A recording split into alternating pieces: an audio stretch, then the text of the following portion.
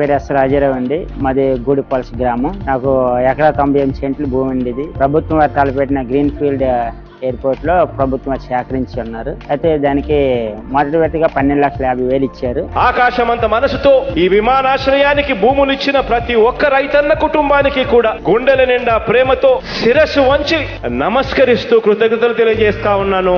ఈ మొత్తం ఈ భూసేకరానికి దాదాపు 800 crore మనకి ఎక్స్పెండిచర్ మనకి ల్యాండ్ అక్విజిషన్ మీద చేయడం జరిగింది. ఎటువంటి పరిశ్రమలు లేని ఏరియా అండి ఈ ఏరియా, భోగపురం ఏరియా.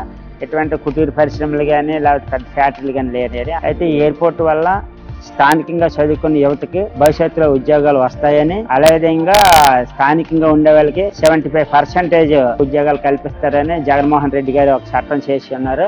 రాష్ట్రంలో ఇతర ప్రాంతాలు, ఇతర రాష్ట్రాల నుంచి కూడా ఇక్కడే ఉత్తరాంధ్రకు వచ్చి ఉద్యోగం, ఉపాధి కోసం ఇక్కడికే వచ్చే జాబ్ హబ్ గా ఉత్తరాంధ్ర మారబోతా ఉంది రాబోయే రోజుల్లో అని చెప్పి చెప్పడానికి గర్వపడతా ఉన్నా. మాకు ఇక్కడ ఎయిర్పోర్ట్ రావడం మా మండలమే కాదు, మా డిస్టిక్ కూడా మంచిదే జరుగుతుందని అనుకుంటున్నాను. ఇక్కడ బాగా చదువుకున్న వాళ్ళు కూడా ఎక్కువ మంది ఉన్నారండి, నిరుద్యోగులుగాన.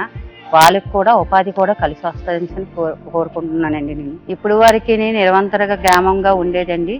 ఇప్పుడు ఎయిర్పోర్ట్ రావడం వల్ల ఇక్కడ ఉన్న గ్రామస్తులందరికీ ఉపాధి ఉంటుంది కాబట్టి ముఖ్యమంత్రి వారికి ధన్యవాదాలు తెలుపుకుంటున్నాను. మన పరిపాలనలో ప్రతి అడుగు కూడా ప్రతి ప్రాంతం బాగుపడాలి అని చెప్పి అడుగులు వేస్తా వచ్చాం. వాళ్ళ కోసం కొత్త ఊరు కట్టడం జరిగింది. అక్కడ అన్ని మౌలిక సదుపాయాలు, వాటర్ కానీ, రోడ్, డ్రైనేజ్, వాళ్ళకు school, anganwadi centre, post office, సచివాలయం, ఇలాంటి అన్ని మౌలిక సదుపాయాలు కూడా అక్కడ ఏర్పాటు చేయడం జరిగింది.